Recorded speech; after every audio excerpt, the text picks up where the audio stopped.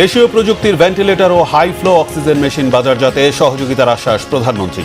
Gas সংকট কাটাতে মালয়েশিয়ার সহায়তা কামনা। তীব্র গ্যাস সংকটে ভোগান্তি চরমে, বন্ধ প্রায় বেশিরভাগ কারখানার উৎপাদন। আওয়ামী সরকারের লুটপাটের কারণেই সংকট বলেছেন অর্থ উপদেষ্টা। যে কোনো সময় রাষ্ট্রপতি নির্বাচনের জন্য প্রস্তুত নির্বাচন কমিশন, জানালেন সিইসি। বঙ্গভবনে ভারপ্রাপ্ত রাষ্ট্রপতি হাফিজ উদ্দিনের কার্যক্রম শুরু। রাজধানীর মিরপুরে টিসিবির পণ্য নিতে গিয়ে দেয়াল ধসে 2 জন নিহত, আহত 7 জন। চিকিৎসার ব্যয় বহন করবে সরকার, জানালেন স্বাস্থ্যমন্ত্রী। দেখছিলেন সংবাদ শিরোনাম। দেশীয় প্রযুক্তির ভেন্টিলেটর ও হাই ফ্লো অক্সিজেন মেশিন প্রস্তুতকারকদের প্রশংসা করেছেন প্রধানমন্ত্রী তারেক রহমান। মেশিন দুটি ব্যবহার উপযোগী ও বাজারজাত করতে প্রয়োজনীয় সব ধরনের সহযোগিতার আশ্বাসও দেন তিনি। ওষুধের কাঁচামাল তৈরিতে দেশেই আধুনিক ল্যাব তৈরির বিষয়েও নির্দেশনা দিয়েছেন প্রধানমন্ত্রী। রিপোর্ট করছেন সিকান্দার রেমান। বাংলাদেশ সচিবালয়ে মন্ত্রী পরিষদ বিভাগে প্রধানমন্ত্রীর কার্যালয়ে এক সভায় সংশ্লিষ্টরা দেশীয় প্রযুক্তিতে তৈরি 2টি চিকিৎসা যন্ত্রের কার্যকারিতা, সম্ভাবনা ও ভবিষ্যৎ পরিকল্পনা তুলে ধরেন। এ সময় প্রধানমন্ত্রী বলেন, স্বাস্থ্যসেবায় আধুনিক প্রযুক্তির বিকাশে সরকার গবেষণা ও উদ্ভাবনকে সর্বোচ্চ গুরুত্ব দিচ্ছে। প্রয়োজনীয় পরীক্ষা নিরীক্ষা, মান যাচাই এবং উৎপাদনের ক্ষেত্রে সরকার সহযোগিতা দেবে। সভায় জানানো হয়, আলাদা 2টি বিশেষজ্ঞ দল ভেন্টিলেটর ও হাই ফ্লো অক্সিজেন মেশিন তৈরি করেছে। প্রয়োজনীয় অনুমোদন ও ক্লিনিক্যাল পরীক্ষা নিরীক্ষা শেষে এগুলো দেশের সব হাসপাতালে ব্যবহারের পাশাপাশি আন্তর্জাতিক বাজারেও রপ্তানির সম্ভাবনা রয়েছে। এই সভায় ঔষধের কাঁচামাল উৎপাদনে ল্যাব প্রতিষ্ঠার বিষয়েও আলোচনা হয়। আমাদের দেশে মেডিসিনের উপরে ডেভেলপমেন্টের জন্য একটা সিনথেটিক ল্যাবের দরকার, এবং এটা করলে আমাদের প্রোডাকশন কস্ট কমবে এবং রিসার্চ বেড়ে যাবে। এবং chemistry, biochemistry, molecular chemistry, physics and pharmacy, they need this kind of lab for their research, it's very important. সেটার উপরে আজকে আলোচনা হলো। কাদেরকে দায়িত্ব দিচ্ছেন আপনারা? এটা এডুকেশন মিনিস্ট্রি অ্যান্ড আমাদের হেলথ মিনিস্ট্রি অ্যান্ড ইউজিসি আমাদের সমন্বয় হবে, বাট বুয়েট এটার উদ্যোক্তা। মেডিসিনের র মেটেরিয়াল বানানোর যে ল্যাব, সেই ল্যাবের ব্যাপারে আমরা প্রধানমন্ত্রীকে প্রপোজ করেছিলাম। কি পরিমাণ অর্থ সাশ্রয় হতে পারে? অর্থ সাশ্রয় সেটা গবেষণার, এটা একটা লম্বা সময়ের ব্যাপার। এটা এখনই বলা যাবে না যে আসলে কি পরিমাণ, কিন্তু যেহেতু বাংলাদেশে এটা হয় না, হওয়া দরকার। এটা হচ্ছে প্রথম কথা। বাংলাদেশ থেকে মেডিসিন এক্সপোর্ট করা হয়, কিন্তু সেই মেডিসিনের যে র মেটেরিয়াল সেইটা বাংলাদেশে হয় না। এটাকে হওয়া দরকার।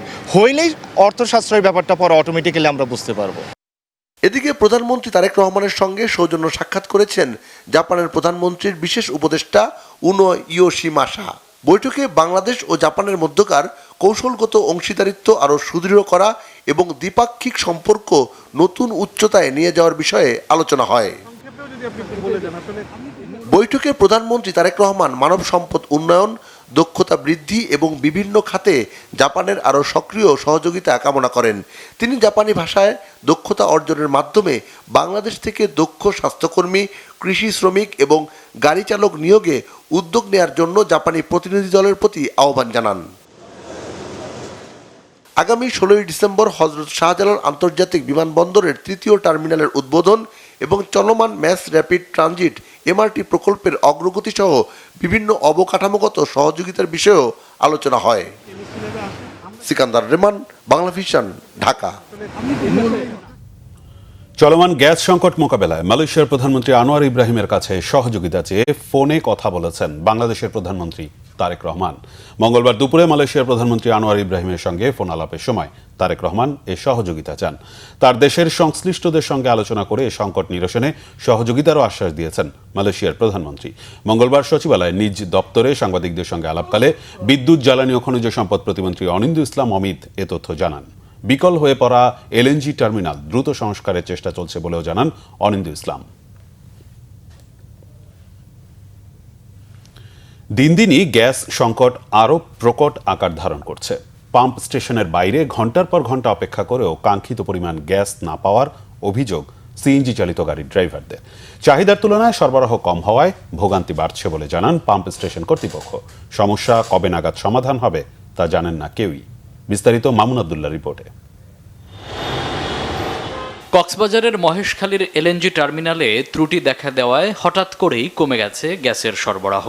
দৈনিক ৩,৮০০ মিলিয়ন ঘনফুট চাহিদার বিপরীতে সরবরাহ কম থাকায় তৈরি হয়েছে ঘাটতি। গ্যাসের সরবরাহ কমে যাওয়ার প্রভাব পড়েছে রাজধানীর পাম্প স্টেশনগুলোতে। ঘন্টার পর ঘন্টা স্টেশনের বাইরে অপেক্ষায় থাকতে দেখা গেছে সিএনজি চালিত গাড়ির ড্রাইভারদের।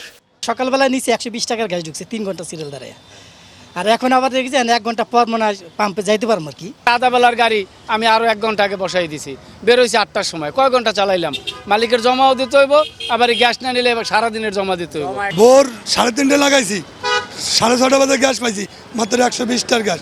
কেউ একটা পাউরুটি খায় মনে করেন দিন গেতিছে, কারো মনে করেন ফুটপাতে 1 প্লেট ভাত খায় কি দিন গেতিছে। এইভাবে কি যেমন তেমন করা যায়? কাঙ্ক্ষিত গ্যাস না পাওয়াতে ভাড়ার গাড়ির জমা টাকা দিতেও অনেকে হিমশিম খাচ্ছেন। পরিবার পরিজন নিয়ে অনেকে পড়েছেন বিপাকে। মালিক পক্ষ তো জমা তো কম নেয় না, আমরা গ্যাস পাইলেও জমা 1200, আর গ্যাস না পাইলেও জমা 1200, জমা কম নাই। 80 টাকার গ্যাস যদি ঢুকে 80 টাকা কয় টাকা পারবো মালিকের জমা করতে, আর আমরা চলবো কেমনি? দাম বাড়ানোর ইচ্ছা থাকে সরকারের, তাহলে দাম বাড়ায় দেখ, আমার লগে কমিশন তো থাকলে দিয়ে দেখ। এইভাবে জনগণকে হয়রানি করার কোনো মানে না। অত সমস্যা হলে আমি মনে করি আপাতত গ্যাসের লাইন ডাইরেক্ট অফ করে দেওয়া উচিত। পাম্প স্টেশন কর্তৃপক্ষ বলছেন গ্যাসের চাপ স্বাভাবিকের তুলনায় অর্ধেকেরও কম। কবে নাগাদ সমস্যার সমাধান হবে তা জানেন না তারা।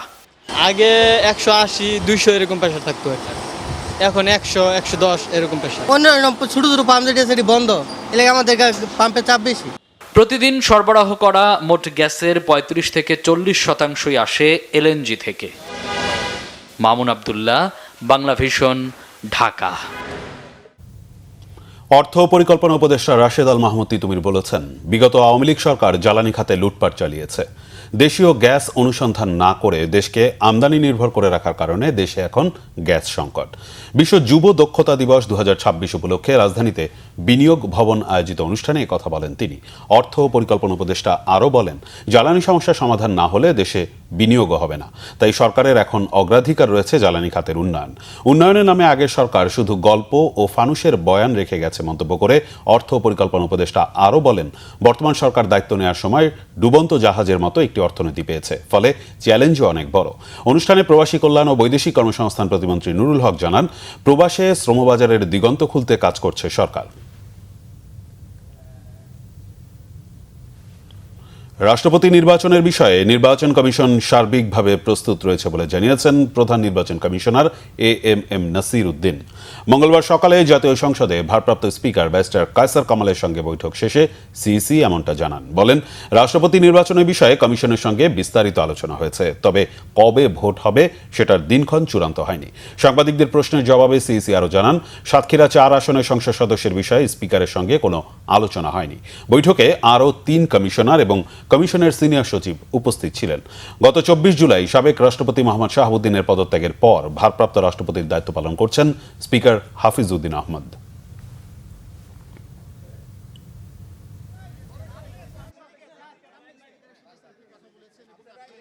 ইলেকশন হলে যদি প্রতিযোগিতামূলক হয় তাহলে এক ধরনের ব্যবস্থা, আর যদি প্রতিযোগিতা না থাকে, যদি সিঙ্গেল ক্যান্ডিডেট হয় তাহলে আরেক ধরনের ব্যবস্থা।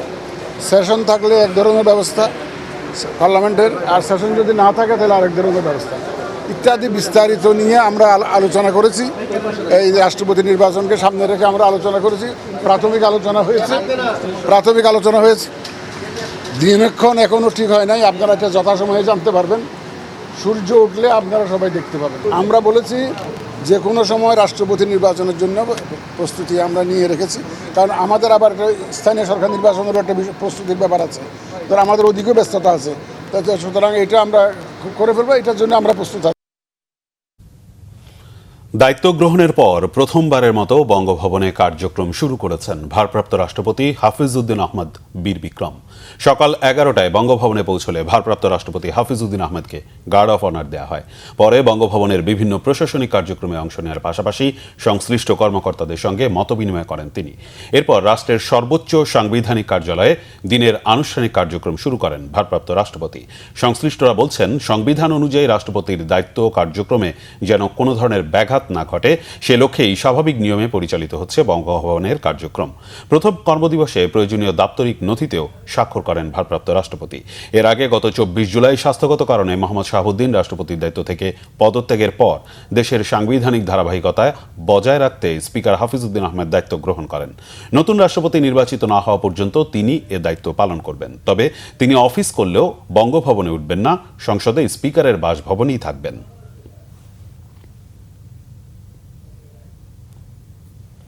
রাজধানীর মিরপুরে দেয়াল ধসে টিসিবির পণ্য নিতে গিয়ে 2 জনের মৃত্যু হয়েছে। এ ঘটনায় আহত হয়েছেন আরও 7 জন।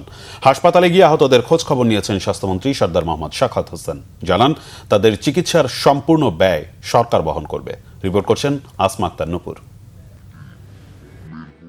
রাজধানীর মিরপুর কলেজের পেছনে লাইনে দাঁড়িয়ে টিসিবির পণ্য সংগ্রহ করছিলেন স্থানীয়রা।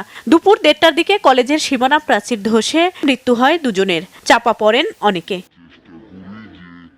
স্থানীয় বাসিন্দারা দ্রুত উদ্ধার কাজ শুরু করেন। একজন ঘটনাস্থলেই মারা যান।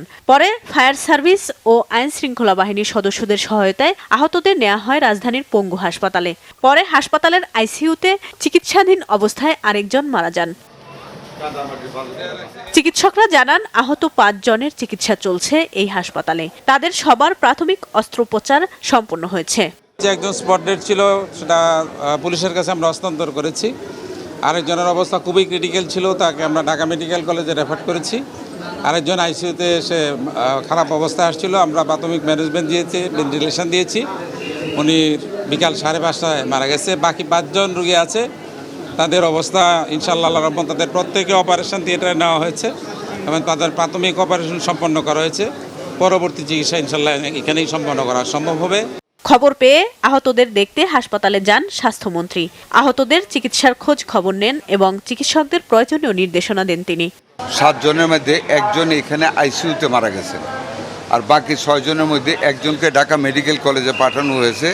5 জন এখানে এখন চিকিৎসাধীন আছেন। প্রাথমিক অপারেশন 5 জনেরই হয়েছে। সবার সাথে কথা বলেছি, আপনারা দেখেছেন ওনারা বর্তমানে ভালোই আছেন। তবে ওনাদের কিছু কিছু অপারেশন একটু স্টেবল হওয়ার পরে করতে হবে, সেটা ডাক্তার সাহেবরা করবেন। এদের পূর্ণ খরচ আমরা সরকার থেকে বহন করব ইনশাল্লাহ। ডাক্তার সাহেবরা যতটুকু সেবা দেওয়া দরকার সর্বোচ্চ সেবা ওনাদেরকে প্রদান করবেন। হাসপাতালের বাইরে থেকে কোনো ওষুধ বা চিকিৎসা সামগ্রী কিনতে হলেও সেই খরচও সরকার দেবে বলে জানান তিনি। আসমা আক্তার নূপুর, বাংলা ভিশন, ঢাকা। ঘটনাবহুল 29 জুলাই আজ 24-এ ফ্যাসিস্ট হটানো আন্দোলনের এ দিনটিতেই জামাত শিবিরের রাজনীতি নিষিদ্ধের সিদ্ধান্ত। সেই সাথে আন্দোলনকারীদের ওপর হামলা, গ্রেফতার, নির্যাতনে আরও বেপরোয়াপনা। বিপরীতে জাতীয় শোক পালন থেকে শুরু করে রাজপথে প্রতিবাদ কর্মসূচিতে দিনভর উত্তেজনা। ডিবি কার্যালয়ে সমন্বয়কদের ধরে নিয়ে ভাত খাওয়ানোকে হাইকোর্টের জাতিকে নিয়ে মশকরা বলে সম্বোধন এবং আন্দোলন দমনে আইনশৃঙ্খলা বাহিনীর অতিরিক্ত বল প্রয়োগে জাতিসংঘ মহাসচিব অ্যান্তনিও গুতেরেসের উদ্বেগও এদিনেই। বিস্তারিত মামুন আব্দুল্লাহ রিপোর্টে। কোটা সংস্কার আন্দোলনকে ঘিরে দেশ জুড়ে তখন টান টান উত্তেজনা। দিনভর সংঘাত ও সহিংসতার পর পরিস্থিতি নিয়ন্ত্রণে নানা সিদ্ধান্ত কর্মসূচি সামনে আসে এদিন। জামাত শিবির নিষিদ্ধ করার সর্বসম্মত সিদ্ধান্ত গৃহীত। শেখ হাসিনার নেতৃত্বে 14 দলের বৈঠকে জামাতে ইসলামী ও ইসলামী ছাত্র শিবিরের রাজনীতি নিষিদ্ধের সিদ্ধান্তের কথা জানানো হয়। রাজনৈতিক অঙ্গনে এ নিয়ে ব্যাপক আলোচনা ও প্রতিক্রিয়া। অন্যদিকে হামলা ও হয়রানির প্রতিবাদে আবারও রাজপথে নামে শিক্ষার্থীরা। বিভিন্ন জায়গায় তাদের উপর পুলিশ ও ক্ষমতাসীন দলের নেতাকর্মীদের হামলা। সহিংসতায় নিহতদের স্মরণে পরদিন সারা দেশে রাষ্ট্রীয় শোক পালনের ঘোষণা দেয় সরকার, পাশাপাশি কালো ব্যাজ ধারণের আহ্বান। আগামীকাল দেশব্যাপী শোক পালন করা হবে। তবে রাষ্ট্রীয় শোক প্রত্যাখ্যান করে আন্দোলনকারীরা। কালোর পরিবর্তে লাল কাপড় মুখে বেঁধে ছবি তুলে অনলাইনে প্রচারে নামে তারা। সোশ্যাল মিডিয়ায় দ্রুত ছড়িয়ে পড়ে সেই কর্মসূচি। এদিন আন্দোলনকারীদের উপর গুলি না চালানোর নির্দেশনা এবং পুলিশ হেফাজতে থাকা 6 সমন্বয়কের মুক্তির দাবিতে হাইকোর্টে রিট করেন 2 আইনজীবী। একই সময়ে সমন্বয়কদের ডিবি কার্যালয়ে নিয়ে গিয়ে খাবার খাওয়ানোর ছবি প্রকাশের ঘটনার তীব্র প্রতিক্রিয়া। বিষয়টি নিয়ে মন্তব্য আসে উচ্চ আদালত থেকেও। প্রতিবাদকারীদের উপরে গুলি চলতে পারে না, যেটিকে ইংরেজিতে লাইভ রাউন্ড বলা হয়, সেটি করার কোনো সুযোগ নেই। আন্দোলন দমনে আইনশৃঙ্খলা রক্ষাকারী বাহিনীর অতিরিক্ত বল প্রয়োগ এবং মানবাধিকার লঙ্ঘনের অভিযোগে উদ্বেগ প্রকাশ করে জাতিসংঘ। এসব ঘটনার স্বচ্ছ ও নিরপেক্ষ তদন্তের আহ্বান জানানো হয়। অন্যদিকে জাতিসংঘের তত্ত্বাবধানে প্রতিটি হত্যাকাণ্ডের সুষ্ঠু তদন্তের দাবি জানান মানবাধিকার কর্মী, শিক্ষক, আইনজীবী সহ বিশিষ্ট নাগরিকরা। ন্যারেটিভটা একটু চেঞ্জ করেন।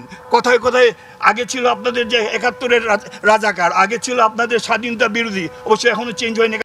২৯ জুলাইয়ের রাজপথের প্রতিরোধ, শিক্ষার্থীদের ঐক্য এবং ধারাবাহিক কর্মসূচি আন্দোলনের বিজয়ের পথকে আরও সুদৃঢ় করে। বিশ্লেষকদের মতে জুলাইয়ের এই দিনগুলোই ছিল শেষ পর্যন্ত গণ অভ্যুত্থানের বিজয়ের সূতিকাগার। মামুন আব্দুল্লাহ, বাংলা ভিশন, ঢাকা। রাষ্ট্রপতি পদে থাকাকালীন কার্যক্রমের জন্য সাবেক রাষ্ট্রপতি মোহাম্মদ শাহাবুদ্দিনের বিরুদ্ধে কোনো আইনগত ব্যবস্থা নেওয়া যাবে না। তবে দায়িত্ব ছেড়ে দেওয়ার পর তার আগের বা পরের যে কোনো অপরাধের বিষয়ে আইনগত ব্যবস্থা নেওয়া যাবে। আইনে কোনো বাধা নেই বলে জানিয়েছেন তথ্য ও সম্প্রচার উপদেষ্টা ডাক্তার জাহিদুর রহমান। সচিবালয় ব্রিফিংয়ে তিনি এ তথ্য জানান। ডাক্তার জাহিদুর রহমান বলেন, গ্যাস বিদ্যুতের আজকের যে সংকট তা সাবেক সরকারের লুটপাটেরই খেসারত দিচ্ছে সাধারণ মানুষ। দাবি করেন, পুলিশ এখন দেশে ভালো পারফর্ম করছে, জনগণের উচিত তাদের সহযোগিতা করা। জানান, রাতের ভোটের জন্য ৩২ ডিসিদের বাধ্যতামূলক অবসর দেওয়া হয়েছে তা সরকার বলেনি, বরং সরকারি চাকুরি আইনের বিধি অনুযায়ী তাদের চাকুরির বয়স ২৫ বছর হওয়ায় অবসরে পাঠানো হয়েছে। শাপলা চত্বরে যে ডিজাস্টার ঘটেছে নিশ্চিতভাবেই এই সরকারের সময় তার বিচার হবে বলে আশ্বস্ত করেন তিনি। স্থানীয় সরকার নির্বাচন চলতি বছরই শুরু হবে বলেও জানান তথ্য উপদেষ্টা। বাংলাদেশের একজন মানুষ তার পদে থাকাকালীন সময় কোনো লিগ্যাল ইস্যু ফেস করবেন না। রাষ্ট্রপতি উনি যতদিন পদে আছেন, উনি যখন পদে নেই, সেটা আগে করা ওনার কোনো রকম কোনো যদি মিসকন্ডাক্ট, এটা আমি এই রাষ্ট্রপতির কথা বলছি না, এনি প্রেসিডেন্ট আগে করা কোনো বিষয় এবং পরেও যদি কোনো কিছু থেকে থাকে, সেগুলোর জন্য নিশ্চয়ই তার বিরুদ্ধে লিগ্যাল অ্যাকশন নেওয়া যাবে। তার যে আইনি সুরক্ষা আছে সেটা তিনি, যেমন ধরুন আপনি মানে প্রধানমন্ত্রী বা যে কোনো মন্ত্রীর বিরুদ্ধে কিন্তু আপনি মামলা করতে পারেন তিনি দায়িত্বে থাকা অবস্থায়, কিন্তু রাষ্ট্রপতি যতদিন দায়িত্বে আছেন তার বিরুদ্ধে আপনি কোনো লিগ্যাল প্রসিডিওর শুরু করতে পারবেন না। কিন্তু যখন তিনি রাষ্ট্রপতি নেই তখন এটা করা যাবে। সেই বিভ্রান্তিটা কারো কারোর মধ্যে ছিল, এটা আশা করি কেটে যাবে। মুক্তিযুদ্ধ বিষয়ক প্রতিমন্ত্রী ইশরাক হোসেন জানিয়েছেন, অন্তর্বর্তী সরকারের সময় সারা দেশে জুলাই শহীদদের কবর স্থায়ী ও পাকা করার জন্য বাজেট বরাদ্দ ছিল। তবে বাস্তবে সেখানে অনিয়ম ও দুর্নীতির ছায়া দেখা গেছে। যাত্রাবাড়ি এলাকায় ৫টি শহীদ পরিবারের সাথে সৌজন্য সাক্ষাৎ শেষে প্রতিমন্ত্রী এ তথ্য জানান। শহীদ পরিবারের সদস্যরা সরকারের সহযোগিতা কামনার পাশাপাশি পালিয়ে যাওয়া সাবেক প্রধানমন্ত্রী শেখ হাসিনার বিচার দাবি করেন। নিয়াজ মাকদুমের প্রতিবেদন। মঙ্গলবার সকালে রাজধানীর যাত্রাবাড়ি থানার পেছনে জুলাই আন্দোলনে শহীদ দ্বীন ইসলামের পরিবারের সঙ্গে সৌজন্য সাক্ষাৎ করেন মুক্তিযুদ্ধ বিষয়ক প্রতিমন্ত্রী ইশরাক হোসেন। শেখ হাসিনার পতনের দিন ৫ আগস্ট গুলিতে নিহত হন ২২ বছর বয়সী হিফজ পড়ুয়া দ্বীন ইসলাম। এরপর কুতুবখালীতে শহীদ আসলাম, সনটেকে শহীদ নূর হোসেন এবং মাতুয়াইল ব্রিজের কাছে শহীদ নাসির হোসেনের বাসায় যান প্রতিমন্ত্রী। প্রতিটি পরিবারের সাথে সাক্ষাতে আবেগঘন পরিবেশের সৃষ্টি হয়। শহীদ পরিবারের সদস্যরা সরকারের সকল সুযোগ সুবিধা দাবির পাশাপাশি পালিয়ে যাওয়া সাবেক প্রধানমন্ত্রী শেখ হাসিনার সর্বোচ্চ বিচার চান।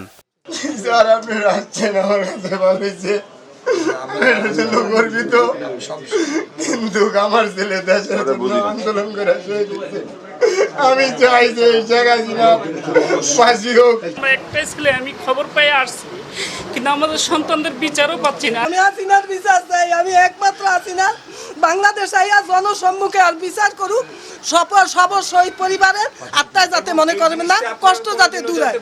হাসিনার বিচারের বিষয়ে সরকারের ইতিবাচক মনোভাব তুলে ধরে ইশরাক হোসেন বলেন, শহীদদের মধ্যে যারা এখনো গেজেটভুক্ত হননি তাদের দ্রুত তালিকাভুক্তির কার্যক্রম চলছে। যারা তালিকায় অন্তর্ভুক্ত হয় নাই, গ্যাজেটেড হয় নাই, যারা শহীদ হয়েছেন তাদেরকে আমরা অন্তর্ভুক্ত করার পদক্ষেপ ইতিমধ্যেই গ্রহণ করা হয়েছে। অন্তর্বর্তীকালীন সরকারের সময় একটা বাজেট বরাদ্দ ছিল যে সারা দেশে শহীদদের কবরগুলো সেগুলোকে স্থায়ী এবং পাকা করা হবে, কিন্তু আসলে যেখানে দেখা যাচ্ছে যে ওই জায়গাতেও মানে একটা দুর্নীতির একটা আমরা ছায়া দেখতে পেয়েছি আর কি। ভুয়া কাগজপত্র দিয়ে গেজেটভুক্ত হওয়ার চেষ্টা করলে কঠোর ব্যবস্থা নেওয়ার হুঁশিয়ারি দেন প্রতিমন্ত্রী। ফলস কাগজ দিয়ে আসলে কোনো সুযোগই নাই গ্যাজেটভুক্ত হওয়ার। ভুয়া কাগজপত্র দিয়ে কেউ যদি চেষ্টা করে এখানে অন্তর্ভুক্ত হওয়ার, সেটার জন্যে সুনির্দিষ্ট বিধিমালা রয়েছে। সেখানে 5 to 5 years কারাদণ্ডের বিধান রয়েছে এবং 10 লাখ টাকা পর্যন্ত জরিমানার বিধান রয়েছে। পরে মাতুয়াইলে 17 জন জুলাই শহীদের কবর জিয়ারত শেষে তাদের মাগফিরাত কামনায় দোয়া মোনাজাত করেন মুক্তিযুদ্ধ বিষয়ক প্রতিমন্ত্রী। নিয়াজ মাখদুম, বাংলা ভিশন, ঢাকা। সারা দেশে অ্যাম্বুলেন্স ধর্মঘট প্রত্যাহার করেছে অ্যাম্বুলেন্স মালিক সমিতি। 30 দিনের মধ্যে দাবি পূরণের আশ্বাসে এমন সিদ্ধান্ত বলে জানানো হয়েছে অ্যাম্বুলেন্স মালিক সমিতির পক্ষ থেকে। মধ্যরাতে জরুরি বৈঠক শেষে সারা দেশে অনির্দিষ্টকালের অ্যাম্বুলেন্স ধর্মঘট প্রত্যাহারের ঘোষণা দেন অ্যাম্বুলেন্স মালিক কল্যাণ সমিতির নেতারা। 5 দফা দাবিতে আজ বুধবার থেকে সারা দেশে অনির্দিষ্টকালের অ্যাম্বুলেন্স ধর্মঘট শুরু করার ঘোষণা দিয়েছিল অ্যাম্বুলেন্স মালিক কল্যাণ সমিতি। জনগুরুত্বপূর্ণ বিবেচনায় মধ্যরাতে মানিক মিয়া এভিনিউয়ের ন্যাম ভবনে শ্রমিক দলের প্রধান সমন্বয়ক ও সংসদ সদস্য শামসুর রহমান শিমুল বিশ্বাসের নেতৃত্বে অ্যাম্বুলেন্স মালিক সমিতি সহ বিভিন্ন দপ্তরের কর্মকর্তাদের বৈঠক হয়। অ্যাম্বুলেন্স মালিক সমিতির 5 দফা দাবির বিষয়ে সরকার আগামী 1 মাসের মধ্যে সিদ্ধান্তে আসবে বলে জানান শিমুল বিশ্বাস।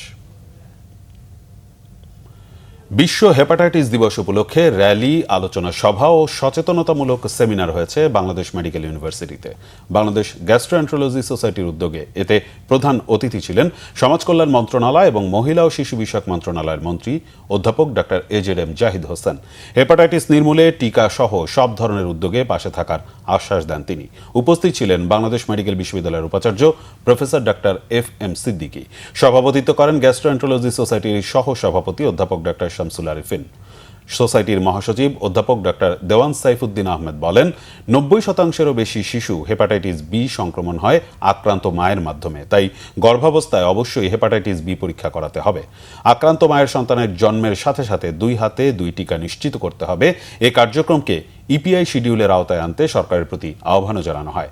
দেশের বিভিন্ন বিশেষায়িত চিকিৎসক সোসাইটির বিশেষজ্ঞ চিকিৎসকরা হেপাটাইটিস নির্মূল করার লক্ষ্যে তাদের কর্মপরিকল্পনা তুলে ধরেন সেমিনারে।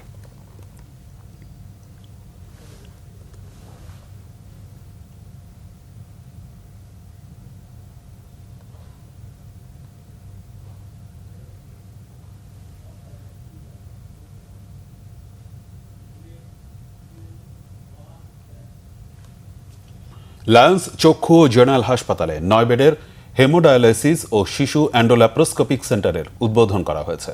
মঙ্গলবার বিকেলে রাজধানীর আগারগাঁওয়ে লায়ন্স ইন্টারন্যাশনালের সহায়তায় হেমোডায়ালাইসিস ও শিশু অ্যান্ডোল্যাপ্রোস্কোপিক সেন্টারের উদ্বোধন করেন লায়ন্সের আন্তর্জাতিক পরিচালক নাজমুল হক। বাংলাদেশ লায়ন্স ফাউন্ডেশনের চেয়ারম্যান AKM রেজাউল হক সহ লায়ন নেতারা এই সময় উপস্থিত ছিলেন। পরে তারা সেন্টারটি ঘুরে দেখেন। চক্ষু চিকিৎসার পাশাপাশি জেনারেল হাসপাতাল চক্ষু চিকিৎসায় স্নাতকোত্তর শিক্ষা প্রতিষ্ঠান হিসেবে কাজ করায় লায়ন্স ফাউন্ডেশনের প্রতি ধন্যবাদ জানান তারা। পরে লায়ন্স ইন্টারন্যাশনালের পক্ষ থেকে BLF সেক্রেটারি জেনারেলের কাছে আনুষ্ঠানিকভাবে হেমোডায়ালাইসিস ও শিশু অ্যান্ডোল্যাপ্রোস্কোপিক সেন্টারটি হস্তান্তর করা হয়। সংবাদ শেষ করব, শিরোনামগুলো আরেকবার জানি। দেশীয় প্রযুক্তির ভেন্টিলেটর ও হাই ফ্লো অক্সিজেন মেশিন বাজারজাতে সহযোগিতার আশ্বাস প্রধানমন্ত্রী। গ্যাস সংকট কাটাতে মালয়েশিয়ার সহায়তা কামনা। তীব্র গ্যাস সংকটে ভোগান্তি চরমে, বন্ধ প্রায় বেশিরভাগ কারখানার উৎপাদন। আওয়ামী সরকারের লুটপাটের কারণেই সংকট বলেছেন অর্থ উপদেষ্টা। যে কোনো সময় রাষ্ট্রপতি নির্বাচনের জন্য প্রস্তুত নির্বাচন কমিশন, জানালেন CEC। বঙ্গভবনে ভারপ্রাপ্ত রাষ্ট্রপতি হাফিজ উদ্দিনের কার্যক্রম শুরু। রাষ্ট্রপতির দায়মুক্তি শুধু দায়িত্বকালীন সময়ে, আগে পরে অভিযোগ থাকলে আইনগত পদক্ষেপ নেওয়া যাবে, জানালেন তথ্য উপদেষ্টা।